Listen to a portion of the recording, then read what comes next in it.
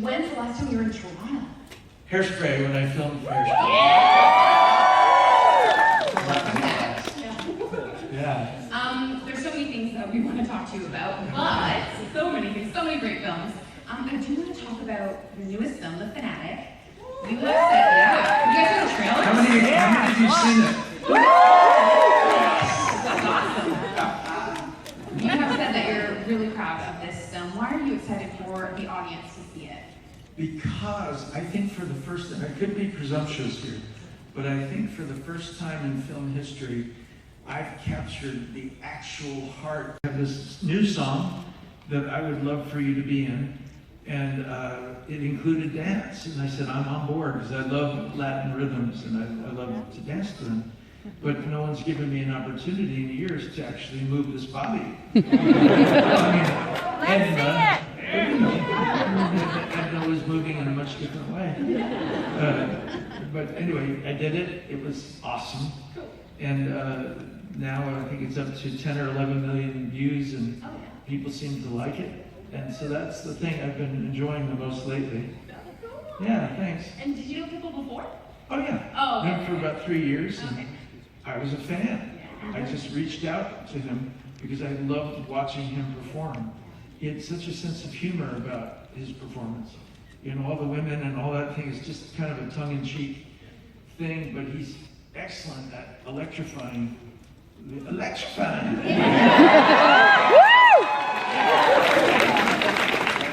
And so I thought, anyone, you have to be a fan of someone's if you expect another to be a fan of yours. So I was a fan of Pitbull's, and then look what it got me. I got to do something I hadn't done in a long time, so it was fun. Cool. All right, you guys want to talk about some iconic roles? Yeah. All right. So this is hard. This is like a Sophie's choice, but do you have a role or a couple of roles that were just so much fun for you that you still look back on with such fond memories? Well, okay, so there's the obvious roles of Grease and Urban Cowboy and this recent one, The Fanatic, that I enjoyed the process of doing. Lucas Talking, I enjoyed the process. Wild Hogs, I enjoyed the process. So there's some films that you want to put in a time capsule, and then there's others that you just love the process of doing, and it can be different.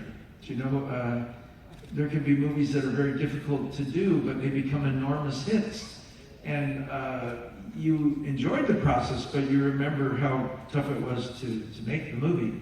So there is a difference between the outcome of a movie and the pleasure in which you did it. But I could say that out of the, I don't know how many movies I've done, maybe 70 or 65 movies. Out of that, at least 30 I really love doing. And out of that 30, there's probably 10 that I would love to be able to do again just for the joy of doing it. Oh, really? Yeah. And off the top of your head, which ones? I think I just mentioned all those. Okay. Would you ever want to do? You know how reboots are huge right now. Like, do you feel like those were good for their time, the movies that you've been in, and you wouldn't want to revisit those now for a new audience?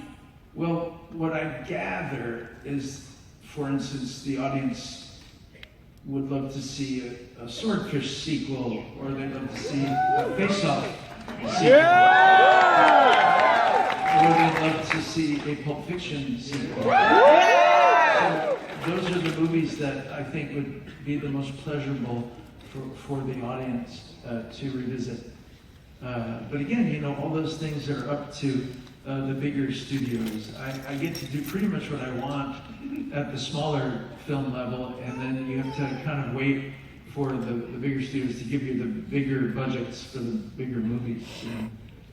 So with so many iconic roles that you just mentioned, how do you pick these films? Is it the script? Is it the people attached? Like, what's your process when it comes to choosing the film role you want to take on? It's all of that. It's the quality of the script. Is the character unique or different enough to excite you to perform it? Are the people involved in it? Are they of a quality of communication that you agree with or admire? And if all those bits and pieces come together as a kismet, you'd say yes. So it's all that together. Yeah. You have such a likable quality in person and also in a lot of your films. So many people feel connected to you. Do people come up to you and ask you for advice on like life? Do they ever ask you for perspective on things? Well, it would depend on the subject matter. And also, I usually have an answer for something. But I would say that there's a common advisory that I'm asked, but what do you need? The key to happiness. Well, the key to happiness. Easy question. Really? No. Well, what makes you happy? Well, there's a lot of things that make me happy. The arts make me happy. Entertainment makes me happy. My family makes me happy. My interest in aviation makes me happy. Yes, thank you. But the only way you can really keep a steady pace of happiness is to always try to flourish and prosper when the odds are against you to not do that. So interferences in one's life, if you can just keep your eye on the goal, then these minor distractions of naysayers or people that don't want to see you get what you need or want, if you can kind of just ignore them or put them on the side, you'll proceed and achieve what you want. It's very important to have your sights on what your valuable final product of life. So that's how I try to live it, because there's so much false information about things out there. There's false information about products. There's false information about health. There's false information about food. There's false information about people. And if you could kind of discard what isn't empirical or provable, then perhaps at some point you have a chance at flourishing and prospering in a way that has less interference, But you have something, wrong with you. You don't go to a car mechanic. You go to the right source. In the arts, there's so much false information. You should witness the average acting class. Oh my God. I wish I could be like kind of a ghost and just, guide them and say, no, what he just said isn't true. If you do that, you'll never work. No, shh, don't say that, because that I've never found that to be true. I mean, you can find so many lies in the arts that it's phenomenal, I like that, thank you. Okay. Be no bigger than Reservoir Dogs. I had no idea that it would be this iconic, cultural phenomenon, but nor did I with Saturday Night Fever. I thought that was a little art film. So sometimes you don't know what you're getting. I knew Grease was going to be epic, but I did not know Saturday Night Fever or Pulp Fiction would be epic. That's really cool. Yeah. Okay, so something else that I know is very close to you. I want to talk about the Travolta Foundation. Why is it important for you to give back to the community? Well, I think when you lose a child, you really don't ever get over it. So your only effort is to help others. You have this immediate urge to make up the vacuum, which is impossible to make up. So you want to do something. So the only thing you can do is help others through their struggle or their loss. And that's basically the fundamental thought on the Jet Foundation. Yeah.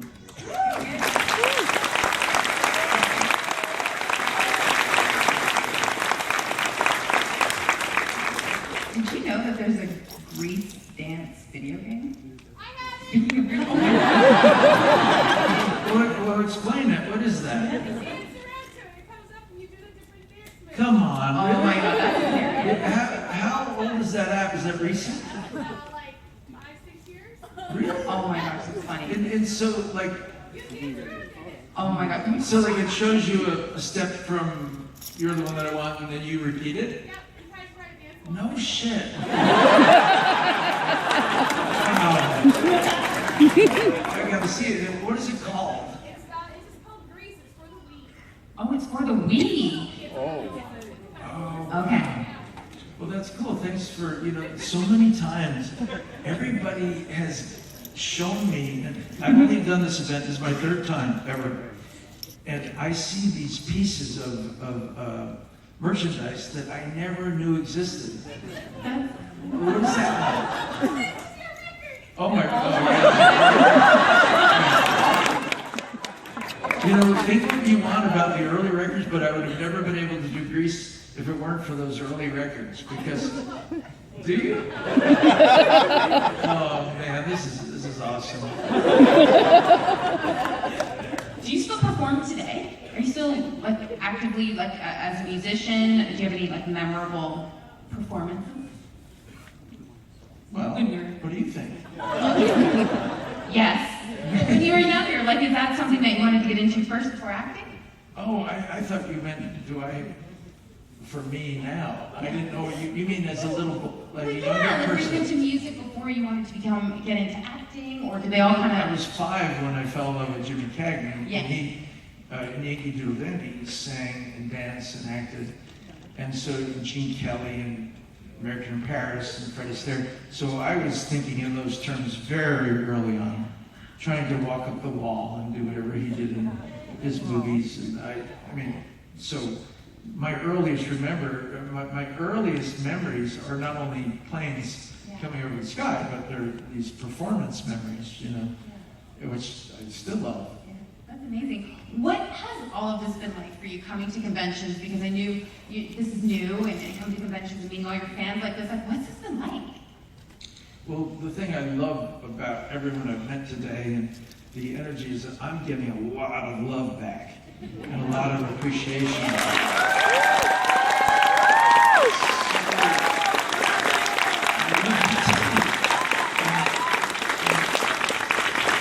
It's so deeply touching to not only be appreciated, but I understand it. That's why I did this movie, because fuck, you know, it's like, you know, someone's wanted to meet me for 40 years and fuck, and they finally do, and they break down, they hug them, and it satisfies that thing. Can't wait.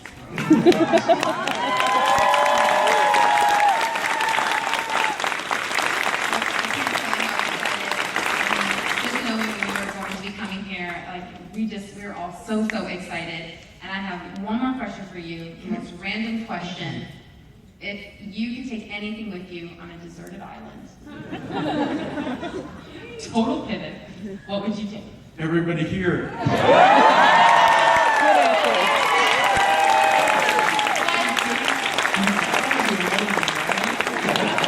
Go to an island with the people that love you.